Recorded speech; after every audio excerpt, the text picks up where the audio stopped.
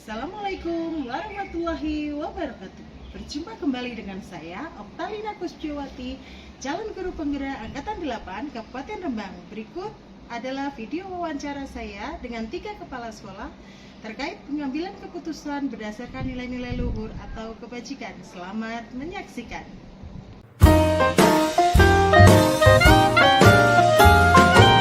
Assalamualaikum warahmatullahi wabarakatuh. Waalaikumsalam warahmatullahi wabarakatuh. Selamat siang Pak Mami. Selamat siang. Selamat siang Bu Nana dan Bu Novi.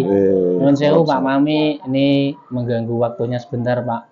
Ya. Ini mantap. kami dari calon guru penggerak di SD Negeri Magersari. Kebetulan ada tugas untuk melakukan wawancara dengan kepala sekolah Pak. Dan ini salah satunya harus dengan kepala sekolah di tempat kami mengajar Pak. Jadi ini mohon Pak Mami nanti berkenan untuk melakukan wawancara dengan kami Pak. Oke, siap. Terima kasih Pak. Selanjutnya ini nanti wawancaranya seputar bagaimana Pak Mami dalam mengambil keputusan ketika mengalami dilema etika Pak. Ini jadi pertanyaan yang pertama dari saya nih Pak Mami, apakah di sekolah ini selama Pak Mami memimpin di SD Negeri Magersari pernah mengalami kasus dilema etika? Kalau mungkin pernah, mungkin bisa diceritakan kasusnya Pak. Ya. Terima kasih. Sebelum saya awali untuk menjawab pertanyaan, terima kasih, semangat untuk para rekan guru yang ada di SD Magersari dalam rangka untuk ikut dalam guru penggerak. Ini ada dilema yang memang perlu saya angkat. Kebetulan sekali ini dilema ini dan merupakan hal yang pelik yang harus kita selesaikan di dalam permasalahan SD kami, yaitu SD Magersari.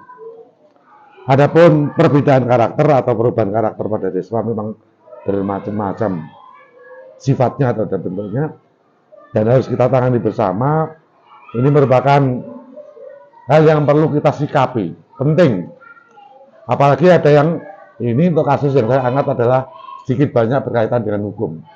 Maka supaya mengantisipasi hal tersebut ke depan, sedini mungkin kami bersama jajaran untuk menyelesaikan kasus yang terjadi di SD Magersari, yaitu mengenai kenakalan siswa yang sudah mengarah ke hukum.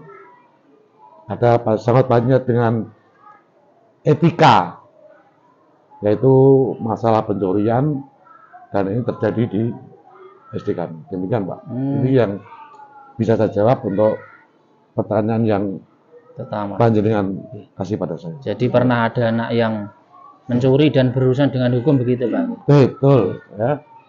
Bu Nana ada pertanyaan? Untuk yang pertanyaan yang kedua ya Pak, selama ini bagaimana Pak Mami dapat mengidentifikasi kasus-kasus yang merupakan dilema etika itu?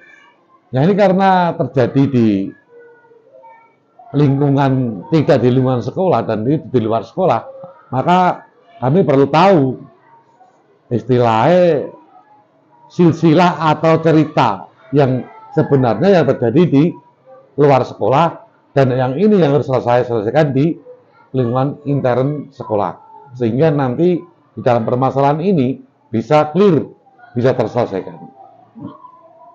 Kemudian untuk pertanyaan yang ketiga nih Pak, selama ini bagaimana Pak Mami menjalankan pengambilan keputusan di sekolah ini, terutama untuk kasus-kasus yang di mana ada dua kepentingan Pak, yaitu yang sama-sama benar atau memang sama-sama mengandung nilai kebajikan Pak? Ya, ini memang juga merupakan permasalahan atau dilema. Dan ini kebetulan sudah masuk di ranah hukum, ya. Maka kami harus bekerjasama dengan stakeholder dan beliau-beliau yang berkepentingan di dalam hukum, contohnya di kepolisian, dinas sosial. Nah ini kami sempat untuk menyelesaikan masalah ini dengan beliau-beliau, sehingga tidak begitu merugikan anak dan tidak begitu memanis anak dalam hal kesalahan tersebut. Itu Pak G. Jadi pernah ada kasus anak terlibat pencurian dan sudah sampai dibawa ke ranah hukum, tapi bisa diatasi Pak Mamik begitu Pak G. Nah mungkin untuk langkah-langkahnya yang bijak mungkin bisa diceritakan Pak, supaya nanti kami ketika menghadapi masalah juga bisa meniru apa yang Pak Mamik lakukan sehingga tidak terjadi konflik berkepanjangan Pak. Ya siap. Ini jadi kronologinya lalu kami sampaikan. Ini kebetulan juga kami sedikit banyak tahu permasalahannya. Jadi jalan yang pertama adalah merupakan jalur atau urutan yang pertama dari peristiwa ini adalah ada pelaporan. Jadi ada pelaporan warga ke Polres. Kebetulan beliau atau anak tersebut sekolah di SD kami. Jadi setelah pelaporan maka ada petugas dari kepolisian yang datang ke sekolah kami untuk melarifikasi apakah betul si pelaku ini adalah siswa. Dan di situ setelah diidentifikasi ternyata betul. Untuk penanganannya atau penyelesaian permasalahan ini kami bersama dinas sosial, bersama dinas kepolisian atau pihak kepolisian dipanggil semua, termasuk dari orang tua pelaku, kedua orang tua pelaku. Terus di sana kita bermediasi lah istilahnya, juga kita berembuk bersama bagaimana kasus ini tidak berlanjut, karena memang kami juga diberi istilahnya pertanyaan ya, ultimatum, Pak ini mau dikeluarkan apa enggak? Tapi karena sifatnya adalah karakter etika, maka kami mengambil kesimpulan atau mengambil kebijakan untuk tetap diterima di sekolah kami, tetapi dengan hal-hal atau catatan-catatan khusus untuk bisa mendidik etika anak tersebut. Jadi kami berempat, yaitu dari pihak sekolah, Polres, dinas sosial, dan kedua orang tua pelaku, kami membuat kesepakatan bersama. Di situ ada catatan-catatan khusus. Nah inilah yang akan mungkin saja menjadi pemecahan masalah. Jadi tidak merugikan pihak manapun, tapi bisa membina etika pelaku tersebut menjadi lebih baik. Ya, untuk selanjutnya Pak, apa hal-hal yang efektif yang dianggap Pak Mami itu sebagai pengambilan keputusan pada kasus tersebut? Yang efektif? Yang paling efektif ya tadi. Jadi dengan adanya perjanjian-perjanjian atau pernyataan dari kedua orang tua, ini orang tua akan lebih hati-hati. Termasuk kami sebagai kepala sekolah juga membina atau mengawasi setiap langkah dari pelaku yang ada di SD kami. Itu termasuk tindakan saya. Tindakan Pak Mami untuk mengambil keputusan. Iya, betul. Pertanyaan selanjutnya ya Pak, hal-hal apa saja yang selama ini merupakan tantangan dalam pengambilan keputusan dalam kasus ini Pak, terutama untuk dilema etika bagi Pak Mami sendiri? Ya terima kasih. Ini memang kasus ini tidak semudah yang kita bayangkan untuk penyelesaiannya. Ini kadang-kadang ini juga terjadi fenomena anak bapak atau orang tua pelaku ini tidak mau nerima apa yang dilakukan oleh anaknya. Jadi juga dilema. Jadi kami mengambil sifat atau mengambil sikap kebijakan kami ialah ada pertemuan di saat tindak lanjut dari keputusan yang ada di Bawaslu. Ini kami juga menyelesaikan secara bersama dengan stakeholder atau dengan masyarakat tertentu atau orang-orang sekitar untuk menyelesaikan masalah ini sehingga gamblang dan bisa kedepannya bisa berjalan dengan apa yang kita harapkan. Oke, jadi untuk masalah ini tadi kuncinya adalah komunikasi dengan orang tua dan pihak-pihak terkait, Pak Nggih. Bagaimana tadi komunikasi berjalan efektif sehingga orang tua juga menyadari, menerima begitu. Kemudian dari pihak terkait juga tidak memperpanjang masalah ini, Pak Nggih. Kemudian ini untuk kedepannya, Pak. Untuk kedepannya di sekolah kita mungkin jika terjadi kasus-kasus dilema etika seperti ini, kira-kira nanti Pak Mami kalau mengambil keputusan itu seketika atau menyesuaikan jadwal atau prosedurnya kira-kira seperti apa, Pak? Ini memang dilema juga, Pak ya. Jadi kita harus bijak sebagai pimpinan di suatu instansi, terutama di pendidikan, yaitu terutama untuk siswa kelas SD itu rentan. Jadi memang harus berjenjang lah. Kita sebagai pemimpin atau menjadi yang dituakan di sekolah, maka harus benar-benar mempunyai kebijakan-kebijakan yang istilahnya tertata. Sehingga apa yang kita program, yang kita inginkan ini akan terlaksana dengan baik dan berpengaruh pada semua siswa yang ada di SD Mekarsari. Sehingga tidak anak pelaku itu toh, tapi kita sebar. Mungkin di dalam pelaksanaan sehari-hari kita memberikan doktrin atau memberikan pesan kepada Bapak Ibu guru yang ada di SD Mekarsari sehingga pelanggaran etika ini tidak akan terulang lagi. Gitu, Pak. Jadi tetap ada istilahnya komunikasi dengan Bapak Ibu guru dan secara terus-menerus kalau bisa lebih ke pencegahan, Pak, supaya tidak terjadi. Bu Novi, ada Untuk yang terakhir ya, Pak. Ya, betul. Ya. Untuk mengatasi atau mengambil keputusan tersebut, adakah seseorang atau faktor-faktor yang selama ini mempermudah atau membantu Bapak dalam mengambil keputusan? Ya, mestinya banyak karena kami tidak bekerja dengan sendiri. Informasi-informasi dan kejadian ini bisa bersumber dari manapun. Ya. Mungkin dari masyarakat, dari orang tua, dari pihak kepolisian, dari pihak sosial. Ini memang kami perlu sehingga di dalam membuat keputusan atau kebijakan kami juga pertimbangkan permasalahan yang ada. Ya, ini memang rentan sekali untuk anak SD, terutama di era digital ini juga berpengaruh sekali pada etika anak. Juga kesadaran orang tua termasuk ini juga perlu kita jadikan istilahnya pemikiran ke depan. Sehingga orang tua itu kan sadar. Kan biasanya kan gitu. Anaknya salah, dikandani, dibina, ratrimo. Itu kan usumnya apa? Musimnya kan seperti itu toh. Nah, ini kita kadang-kadang prihatin dengan adanya itu. Jadi kadang-kadang guru itu ya ada yang akhirnya istilahnya wes karepmu ngono lah. Itu ini merupakan tantangan kita. Jadi jangan sampai dengan adanya hal tersebut, dengan sikap atau perubahan fenomena atau keadaan sekarang, Bapak Ibu guru, terutama panjenengan sebagai guru penggerak, jangan sampai istilahnya terus ngelokro. Alah, yang penting tahu gano, yang penting bisa moco, tapi etika ini kita tekankan. Etika ini kita tekankan.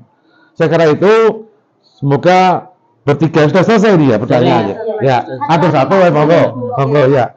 Dari semua hal yang telah disampaikan tadi, Pak, pengalaman apa yang dapat kita petik dari pengambilan keputusan yang telah dilakukan Pak Mami dalam dilema etika ini, Pak? Ya, ini mungkin pertanyaan terakhir. Ini juga pengaruh atau apa ya istilahnya karakter kita, Mbak. Nanti kalau panjenengan ya ketidaknya ke depan mesti kalau guru kan ke depannya dari kepala sekolah ya. Nah, kan mengalami mestinya. Nah, ini perlu adanya kedewasaan pemikiran. Ya, kedewasaan pemikiran, pengalaman kita kerja. Jadi ini saya ambil dari pengalaman-pengalaman yang tidak hanya di sekolah saja, mungkin di masyarakat, mungkin di mana ini juga merupakan pengaruh besar di dalam menentukan suatu kebijakan. Jadi tidak bisa kita pakai ego, kita pakai kekuasaan, tidak bisa. Ini yang saya sampaikan. Ya. Oke, terima kasih Pak Mami.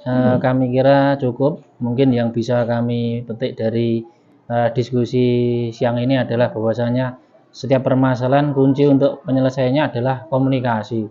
Dan yang terpenting seperti disampaikan terakhir Pak Mami, jangan mengedepankan istilahnya kekuasaan atau emosional, tapi lebih pada bagaimana baiknya supaya pendekatan itu bisa masalahnya bisa selesai tanpa menimbulkan konflik.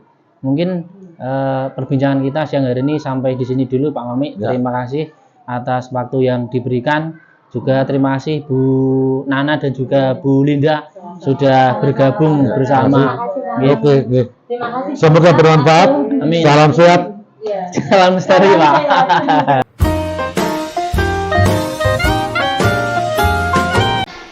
Assalamualaikum warahmatullahi wabarakatuh, Bu Win. Apa kabarnya Bu hari ini? Alhamdulillah sehat. Alhamdulillah Bu sehat juga ya. Bu, di SD Negeri Pacar ini, apakah Bu Win pernah mengalami dilema kasus, menghadapi kasus yang merupakan dilema etika, Bu? Bisa diceritakan kasusnya seperti apa sedikit, Bu? Banyak sekali, Mbak. Sama seperti guru lain, saya juga seperti di SD kami. Atau mungkin ini ada di SD kami ya, yang namanya kasus anak-anak itu. Untuk kasus itu banyak sekali dilakukan, walaupun sudah sering diberitahu dinasihati, anak-anak itu sering sekali pulang. Pada intinya mereka itu memang melakukan hal tersebut karena di rumah itu mereka tidak mendapatkan dasar kondisi yang bisa diajak bersama membuat sekolah, karena di lingkungan pantai itu orang tuanya sangat tidak memperhatikan untuk hal-hal yang kaitannya dengan dan kedisiplinan dan lain sebagainya, sehingga pihak sekolah itu merasa sendiri dalam melakukan tindakan-tindakan yang mengharuskan anak-anak itu bisa bersikap dengan disiplin, tertib dan baik. Setiap pagi, hampir setiap pagi itu anak-anak yang sama juga seringkali dalam hal berpakaian, bertutur kata, bersikap, berkebersihan itu sering sekali melakukan pelanggaran. Bahkan setiap pagi itu kami dari sekolah sudah memberikan contoh konkret untuk melakukan hal yang tidak perlu dilakukan anak, tapi tetap saja hal tersebut dilakukan. Selama ini, Win sebagai kepala sekolah di SD Negeri Pacar ini, bagaimana Bu Win dapat mengidentifikasi kasus-kasus yang merupakan dilema etika atau rujukan moral tersebut? Ya, kalau setiap pagi Bapak Ibu kan maksudnya bertemu saya dan ada beberapa guru yang tadi sudah ada di sekolah, sehingga kita tahu siapa saja anak-anak yang melakukan pelanggaran, misalnya pakaian tidak lengkap, kemudian tutur kata bersikap tidak sopan, dengan ungkapan dari atas sampai kaki itu tidak sesuai dengan peraturan yang seharusnya, sehingga kita bisa langsung mengetahui bahwa anak tersebut tidak mau laksanakan apa-apa yang menjadi peraturan sekolah. Selama ini Bu Win bagaimana cara menjalankan pengambilan keputusan di sekolah ini, terutama untuk kasus-kasus di mana ada dua kepentingan yang sama-sama benar atau sama-sama mengandung nilai kebajikan ya Bu? Kami karena sekolah itu adalah institusi, ada banyak yang berkepentingan, tidak hanya saya sendiri, Maka setiap kali pengambilan keputusan untuk tindakan kepada anak-anak selalu kita musyawarahkan dulu dengan bapak ibu kita dulu. Setelah itu kita langsung terapkan ke anak-anak. Jika anak-anak masih tetap melanggar, maka kita akan konfirmasikan kepada orang tua untuk dipanggil ke sekolah agar beliau wali murid ini bisa membantu bekerjasama dengan kita agar anaknya tidak lagi melakukan. Kemudian langkah-langkah atau prosedur seperti apa yang akan Bu Win lakukan selama ini, Bu? Pertama itu kita kasih teguran ke anak sampai 3 kali kita kasih sanksi, kemudian 3 kali itu juga sanksi melakukan pelanggaran, maka kita berikan peringatan khusus untuk orang tua. Jika masih tetap melanggar maka akan diberikan sanksi yang lebih tinggi. Kemudian untuk pertanyaan selanjutnya, Bu Win, hal-hal apa saja yang selama ini Bu Win anggap efektif dalam pengambilan keputusan pada kasus-kasus di lima etika tersebut, Bu? Jelas setelah ada konfirmasi dengan guru, wali murid, kemudian kita juga langsung panggil anak, kita berikan ultimatum karena sudah berulang kali ya. Artinya ultimatum itu memberi ketegasan ke siswa agar segera mematuhi atau tidak mengulang lagi apa-apa yang mereka langgar. Sama di sini kemarin kan langsung kita misal contoh ya, untuk keseragaman ya, anak-anak itu tidak lengkap. Berulang kali sudah diberikan teguran, arahan, mereka janji ya besok, Ternyata kalau sampai hari itu dengan janji mereka kok belum, kita mengambil tindakan untuk langsung kita pasang di sekolah. Itu tindakan yang kita lakukan. Kemudian hal apa saja yang selama ini menjadikan tantangan kepada Bu Win selaku kepala sekolah di SD ini yang dalam pengambilan keputusan pada kasus-kasus di lima etika ini? Banyak sekali Mbak, terutama dari orang tua yang tidak terima itu ya, makanya diberlakukan gini, katanya sekolah terlalu disiplin, sekolah harus ini, zaman dulu tidak seperti itu, biar apa-apa.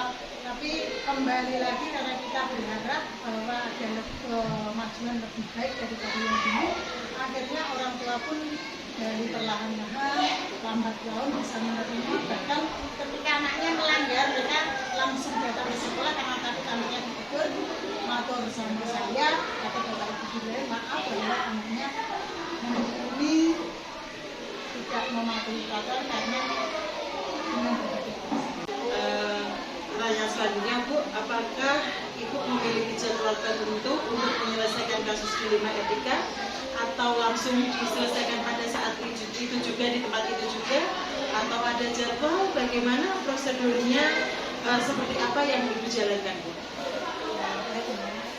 Ketika terjadi problem tersebut ya, waktu penyelesaian biasanya langsung saat itu juga karena pelanggarannya juga tidak terlalu berat ya, yang mungkin juga mereka juga pernah lupa atau tidak ada perhatian dari orang tua, maka kita tidak menjadwalkan secara khusus, kita langsung selesaikan saat itu, kita bicarakan baik-baik. Kalau besok lagi ternyata belum merubah sikap tetap seperti itu, maka akan kita berikan arahan seperti itu.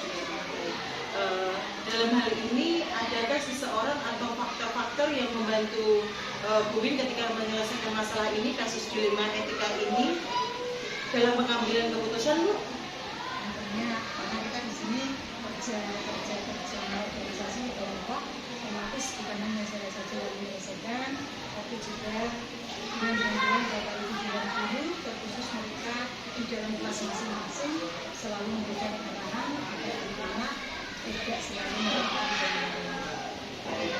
Kemudian pertanyaan yang selanjutnya, Bu, dari semua hal yang telah disampaikan Bu Win tadi, pembelajaran apa yang dapat dipetik dari pengalaman Bu Win dalam mengambil keputusan dalam dilema etika ini, Bu?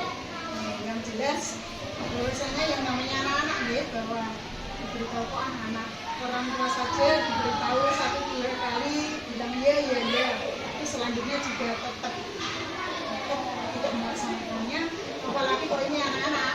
Jadi ya perlu bahwa bapak ibu perwakilan guru itu setiap saat, setiap hari itu harus selalu mengingatkan dan tidak lupa. Itu harus anak-anak itu kan melihat, kemudian mengadopsi ya, contoh dari Bapak Ibu dan guru itu yang paling utama.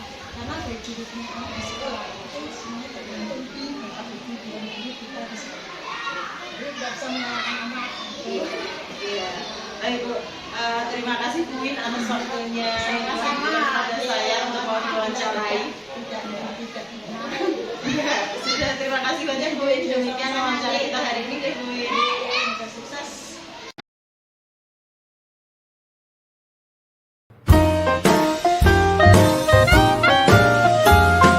Assalamualaikum warahmatullahi wabarakatuh. Waalaikumsalam warahmatullahi wabarakatuh. Selamat siang Pak Eko. Ya, Mohon selamat maaf Pak, siang. ini kami dari calon guru penggerak Angkatan 8 Kabupaten Rembang ingin minta waktunya Pak Eko sebentar karena kebetulan sekolah kita berdekatan dan nilai tambahnya adalah Pak Eko kepala sekolah sekaligus juga pengajar praktek. Nah, jadi ini kami ada tugas untuk melakukan wawancara kaitannya dengan pengambilan keputusan dan dilema etika Pak Eko. Ya. Jadi nanti mungkin kami akan mengajukan beberapa pertanyaan untuk Pak Eko. Gitu Pak Eko. Nggih. Ya. Mungkin ada yang mau disampaikan dulu Pak? Oke, terima kasih. Selamat datang ya kepada Mas Agung, Mbak Oktalina dan Mbak Nelly ya. Terima kasih atas kehadirannya untuk di SDN 1 Tanjung Sari. Suatu penghargaan yang luar biasa, telah memberikan kepercayaan kepada saya, terutama terkait dengan tugas penjenengan di modul 3.1 terkait tentang dilema etika. Mudah-mudahan nanti kita bisa bekerjasama, berkolaborasi sesuai dengan apa yang menjadi tugas panjenengan. Terima kasih Mohon maaf Pak. dari ya seperti ini keadaannya di sekolah. Langsung kita mulai ya Pak Eko. Oke. Jadi yang pertama, pertanyaan pertama ini Pak. Pernahkah Pak Eko menghadapi kasus di sekolah yang berhubungan dengan dilema etika? Dan kalau pernah, mungkin Pak Eko bisa ceritakan contoh kasusnya Pak. Oke. Memang Mas Agung ya, untuk D5 di tiap-tiap satuan pendidikan itu pasti sudah ada tentu. Yang terkait tentang pembelajaran yang panjenengan ikuti ini di bidang modul 3.1 ini, karena yang paling cocok itu dilema pada kasus untuk guru GTT ya terutama, apalagi dalam hal ini tentang kegiatan seleksi P3K.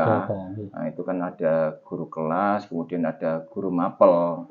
Kalau yang kemarin-kemarin memang ya harapannya semua guru kelas yang untuk SD bisa masuk ke situ semua, karena kemarin itu perubahan sistem ya, memang kita dari bawah juga harus ikut dawuh apa yang menjadi ketentuan peraturan di atas. Dari guru mapel SMP bisa masuk ke SD, sehingga mengurangi kuota untuk guru SD yang harusnya sudah siap untuk clear dan formasi bisa dipenuhi, bisa didapatkan dengan harapan bisa diangkat P3K. Ternyata dapat masukan dari guru SMP. Nah, ini yang untuk terutama saya pribadi ini di SD yang saya pimpin. Ini ada guru mapel, guru bahasa Inggris. Nah, ini dari saya awal di sini itu saya arahkan untuk ikut ke PGSD. Biar nanti jika ada pendaftaran P3K atau ASN, biar guru saya ini bisa ikut. Namun di setengah perjalanan karena regulasi juga dari UT Universitas juga agak lama, akhirnya sampai tertunda. Ada kesempatan P3K 2 kali tidak bisa ikut karena kendala di ijazahnya itu. Nah, ini kemarin ada satu regulasi baru lagi, aturan baru. Ini belum di-share ke Dinas Pendidikan Kabupaten maupun dari Cabdin. Kebetulan kita sekarang kan untuk informasi itu mudah diakses dari internet. Nah, kebetulan dapat informasi terbaru untuk bahasa Inggris linearitas bisa ikut ke guru kelas, Pak. Guru kelas. Nah, ini kan baru juga itu kan.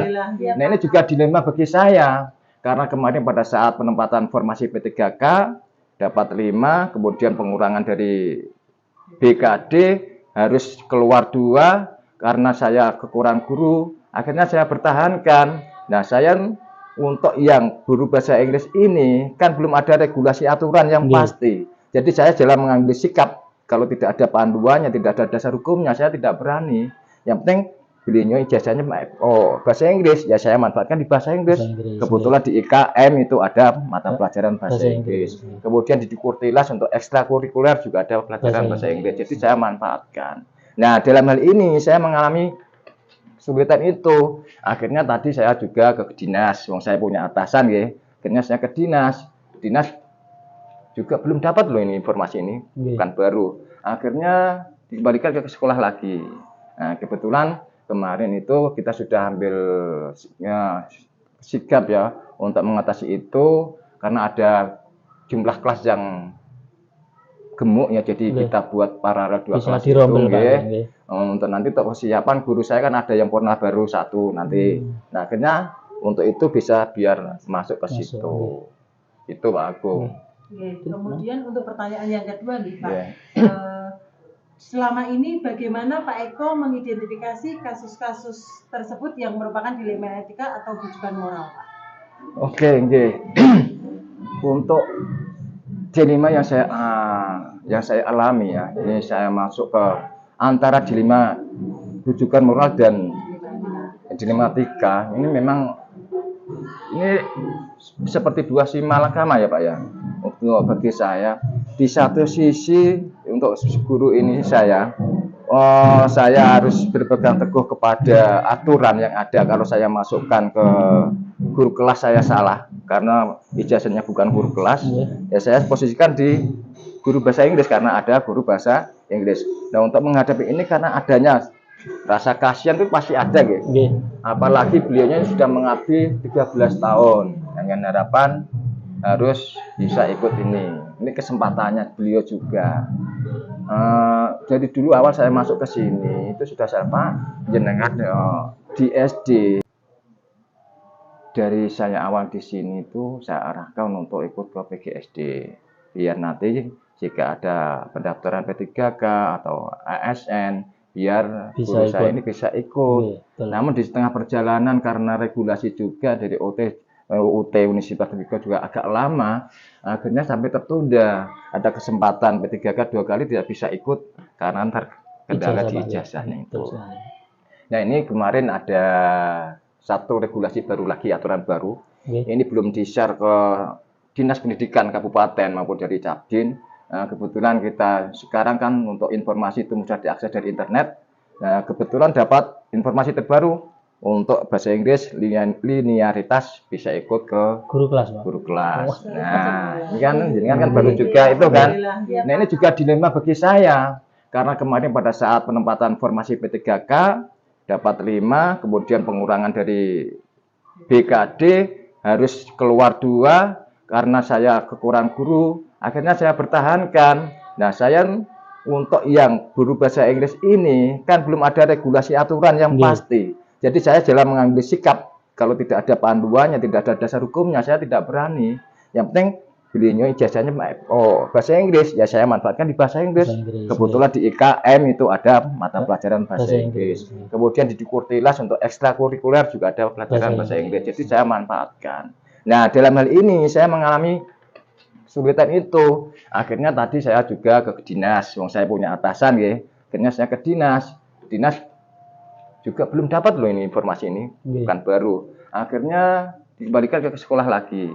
Nah, kebetulan kemarin itu kita sudah ambil sikap ya untuk mengatasi itu karena ada jumlah kelas yang gemuk ya, jadi kita buat paralel 2 kelas itu untuk nanti untuk persiapan guru saya kan ada yang pernah baru 1 nanti. Nah, akhirnya untuk itu bisa biar masuk ke situ. Itu Pak Agung. Kemudian untuk pertanyaan yang kedua nih Pak, selama ini bagaimana Pak Eko mengidentifikasi kasus-kasus tersebut yang merupakan dilema etika atau rujukan moral, Pak? Oke, untuk dilema yang saya alami ya, ini saya masuk ke antara dilema rujukan moral dan dilematika ini memang ini seperti dua simalakama ya Pak ya. Untuk bagi saya di satu sisi untuk guru ini saya harus berpegang teguh kepada aturan yang ada. Kalau saya masukkan ke guru kelas saya salah karena ijazahnya bukan guru kelas, ya saya posisikan di guru bahasa Inggris karena ada guru bahasa Inggris. Nah untuk menghadapi ini karena adanya rasa kasihan itu pasti ada gitu. Apalagi beliaunya sudah mengabdi 13 tahun dengan harapan harus bisa ikut ini. Ini kesempatannya beliau juga. Jadi dulu awal saya masuk ke sini itu sudah saya Pak jenengan di SD kalau bisa itu ikut TGSD saja yang BI itu 1,5 tahun sudah selesai. Sudah dicoba Pak karena terlambat dan lain sebagainya karena alasan keluarga juga terlambat sampai sekarang ini masih dalam proses itu. Saya juga kasihan sih Bu ya karena mempunyai GTT seperti itu. Pengalaman saya pribadi, saya dulu kan mengabdi 14,5 tahun Bu. Lama SPG wis gak ono kabare, ora bakal ono angkatan teko SPG. Tapi insting orang tua itu kuat Pak. Orang tua saya kan kebetulan juga guru. Saya tetap ikuti itu. Pokoknya bos mengabdi sak ikune, sak melaku nih. Ini kebetulan juga murid saya ini dulu Mbak Nel ya. Nah Mbak Nel ini pas di 2003 kebetulan pas guru bantu itu saya di situ. Sebetulnya saya sebelumnya kan di SD Waru 3. Itu ada guru bantu yang lowong di SD Waru 1, saya tempati di situ sehingga saya masuk di guru kelas 2003 di sana. Memang Pak ya, antara di dilematika ini kita timbul rasa kasihan, mesti ada sih ingin merawat supaya anakku ini dadi wong sing apik iki piye. Ini ada kesempatan saya reka-reka supaya bisa masuk ikut ke pendaftaran itu. Dan akhirnya ya seperti itu tadi, akhirnya saya buat 2 rombel itu yang kelas gemuk itu saya jadikan 2 itu sehingga nanti Pak Karno yang bahasa Inggris bisa masuk ke kelas gitu. Terima kasih Pak. Untuk pertanyaan selanjutnya, Bapak, selama ini bagaimana Bapak menjalankan pengambilan keputusan di sekolah, terutama untuk kasus-kasus di mana ada 2 kepentingan yang sama-sama benar atau sama-sama mengandung nilai kebajikan, Bapak? Oke. Selama ini ya untuk pengambilan keputusan, pertama secara pendekatan pribadi, jikalau saya sangat membutuhkan penyelesaian dari pribadi tidak bisa saya selesaikan, saya musyawarahkan dengan guru-guru karena dia ada dewan guru ya. Saya ajak berembuk bagaimana Pak ini sebaiknya ada masalah seperti ini. Seperti masalah yang saya sampaikan tadi seperti Pak Karno, itu bukan dari saya sendiri. Saya ambil keputusan sendiri meskipun saya mempunyai hak mutlak untuk menentukan kebijakan sekolah. Tapi di sini saya ingin mengajak pada guru-guru untuk bermusyawarah bersama, berdemokrasi, agar terjalin kekeluargaan, kemudian ada rasa saling menghargai, saling menghormati pendapat orang lain.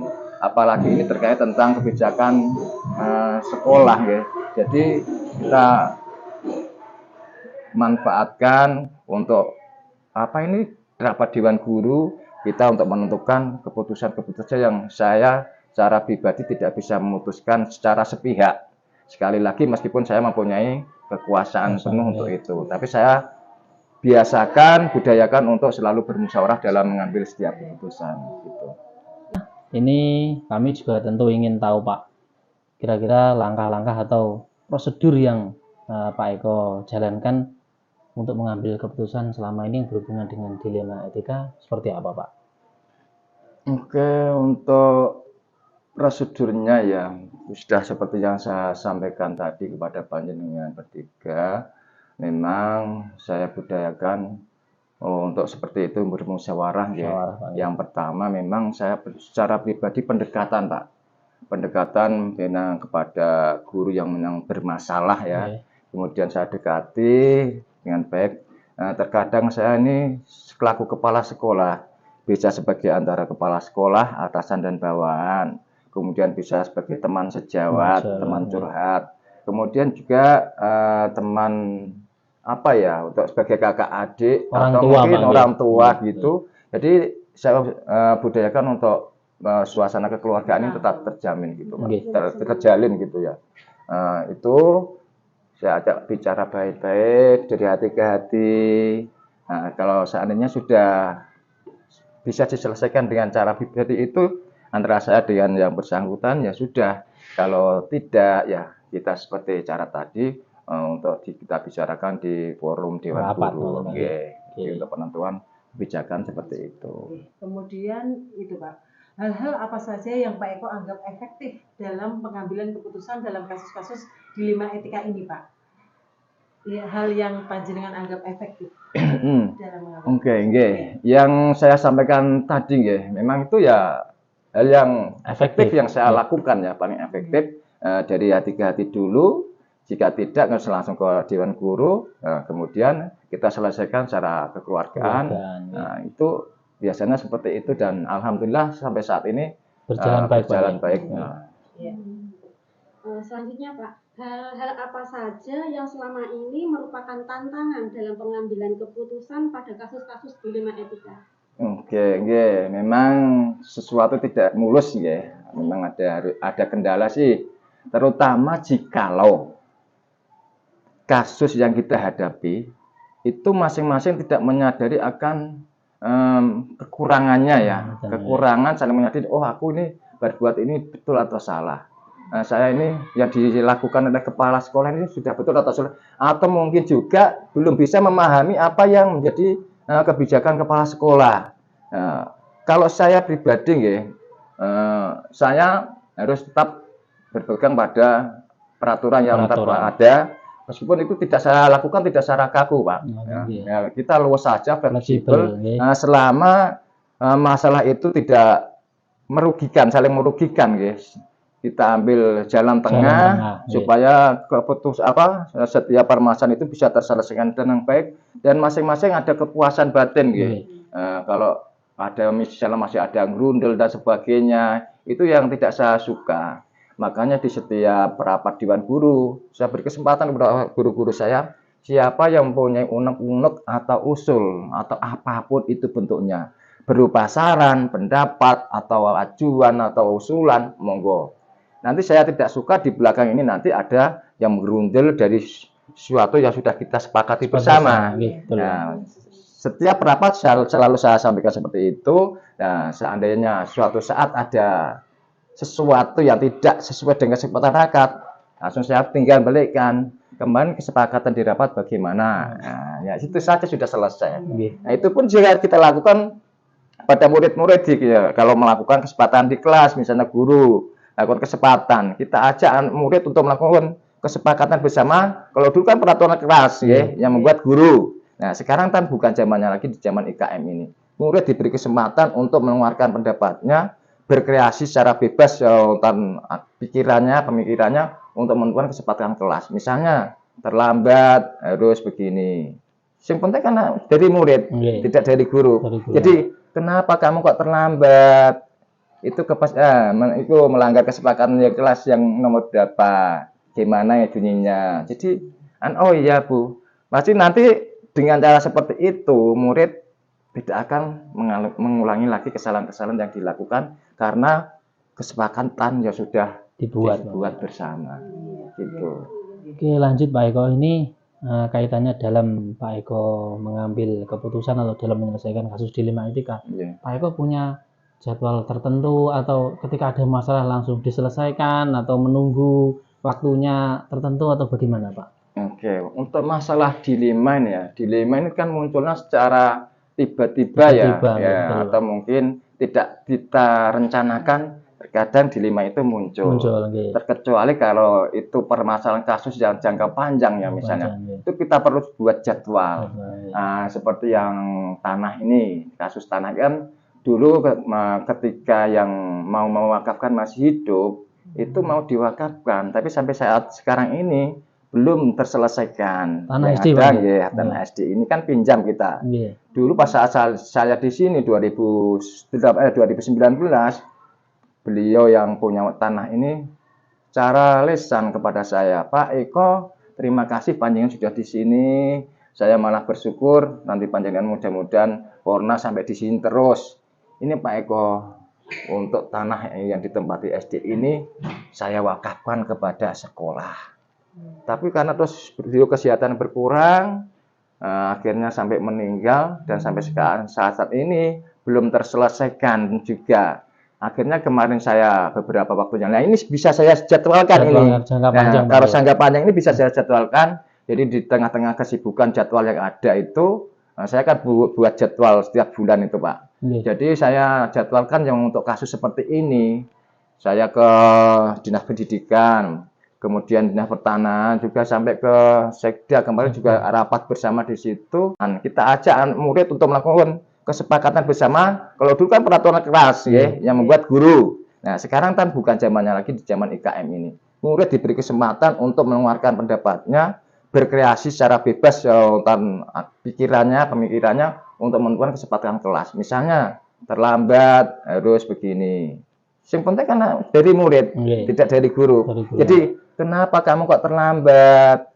Itu itu melanggar kesepakatan kelas yang nomor berapa? Gimana ya bunyinya? Jadi oh iya Bu, pasti nanti dengan cara seperti itu murid tidak akan mengulangi lagi kesalahan-kesalahan yang dilakukan karena kesepakatan yang sudah dibuat bersama. Gitu. Oke, lanjut Pak Eko. Ini kaitannya dalam Pak Eko mengambil keputusan atau dalam menyelesaikan kasus dilema etika. Pak Eko punya jadwal tertentu atau ketika ada masalah langsung diselesaikan atau menunggu waktunya tertentu atau bagaimana Pak? Oke, untuk masalah dilema ini kan munculnya secara tiba-tiba ya, atau mungkin tidak kita rencanakan. Terkadang dilema itu muncul terkecuali kalau itu permasalahan kasus yang jangka panjang ya misalnya, itu kita perlu buat jadwal. Seperti yang tanah ini, kasus tanah kan dulu ketika yang mau mewakafkan masih hidup, itu mau diwakafkan, tapi sampai saat sekarang ini belum terselesaikan. Tanah SD, tanah SD ini kan pinjam kita. Dulu pas saat saya di sini 2019, beliau yang punya tanah ini cara lisan kepada saya, Pak Eko, terima kasih panjenengan sudah di sini. Saya malah bersyukur nanti panjenengan mudah-mudahan Porna sampai di sini terus. Ini Pak Eko, untuk tanah yang ditempati SD ini saya wakafkan kepada sekolah. Tapi karena terus beliau kesehatan berkurang, akhirnya sampai meninggal dan sampai sekarang saat ini belum terselesaikan juga. Akhirnya kemarin saya beberapa waktu yang lain ini bisa saya jadwalkan ini. Kalau jangka panjang ini bisa saya jadwalkan. Jadi di tengah-tengah kesibukan jadwal yang ada itu, saya kan buat jadwal setiap bulan itu Pak. Jadi saya jadwalkan yang untuk kasus seperti ini, saya ke Dinas Pendidikan, kemudian Dinas Pertanahan juga sampai ke Sekda kemarin juga rapat bersama di situ. Saya harus menunggu. Bahkan ada pihak-pihak yang ingin membantu saya untuk penyelesaian ini. Karena saya sebagai bahan harus menunggu di sini, juga saya tunggu dari atasan perintah selanjutnya. Namun sampai saat ini belum sampai itu. Kemudian saya juga pendekatan kepada pihak keluarga. Pihak keluarga berada bersama, Pak ini mau saya urus langsung ke Badan Wakaf. Nah ini dalam proses. Nah, kalau seperti itu bisa saya jadwalkan, Pak. Tapi kalau kasus-kasus yang seperti saya sampaikan tadi, itu kan secara tiba-tiba. Atau kemungkinan ada anak yang nakal, mungkin ya, sekarang juga itu. Tapi Alhamdulillah untuk di SD Tanjung Sari tidak ada ya. Untuk bullying itu selalu kita berikan kepada siswa. Hampir tiap hari guru memberikan pengertian kepada anak, hindari bullying. Sehingga permasalahan-permasalahan yang ada, yang akan ada bisa dicegah sebelumnya. Itu kira-kira seperti itu. Oke, baik. Kemudian Pak, sejauh ini adakah seseorang atau faktor yang mempermudah atau membantu Pak Eko dalam pengambilan keputusan dilema etika ini, Pak? Oke, tentunya ada ya Pak, Ibu. Ada, terutama yang terkait dengan kedinasan. Bapak Ibu guru saya sangat membantu saya dalam setiap mengambil keputusan. Jadi setiap keputusan yang akan saya putuskan, yang saya ambil, itu saya selalu minta pertimbangan saran dari guru-guru maupun dari guru yang senior ataupun guru yang masih muda-muda. Karena pemikiran kadang yang saya pikirkan itu kalau menurut saya baik ya, tapi kalau menurut orang lain belum tentu baik. Nah itu. Jadi kalau ada kesepakatan bersama sehingga timbul kepuasan semuanya, jadi akhirnya baik. Jadi setiap segala keputusan atau dilema yang ada, saya selalu meminta kepada Bapak Ibu guru untuk saya ajak berembuk untuk menyelesaikan permasalahan ini. Terima kasih Pak. Ini pertanyaan terakhir Pak Eko. Oke. Dari semua hal yang telah disampaikan, pembelajaran apa yang dapat Bapak petik dari pengalaman Bapak mengambil keputusan dilema etika?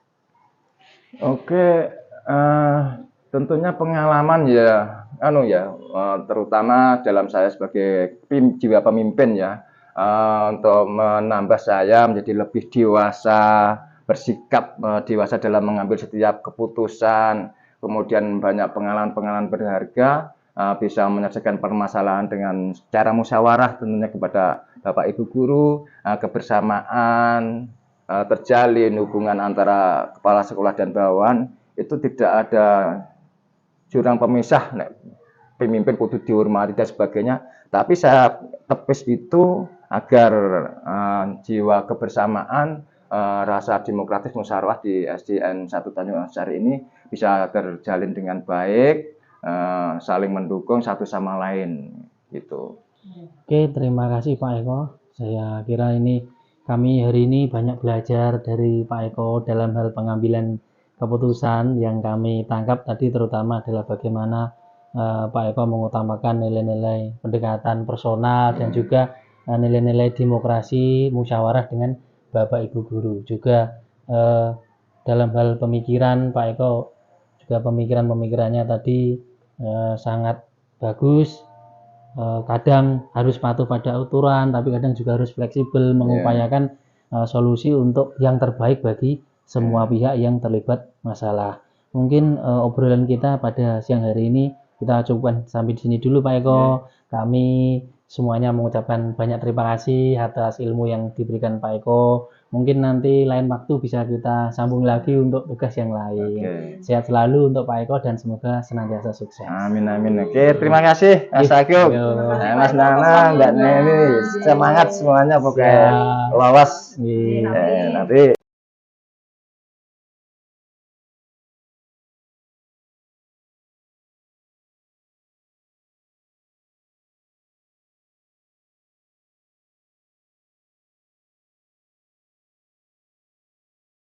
Sekian dari saya, kurang lebihnya mohon maaf. Wassalamualaikum warahmatullahi wabarakatuh. Salam guru penggerak, bergerak, bergerak, menggerakkan.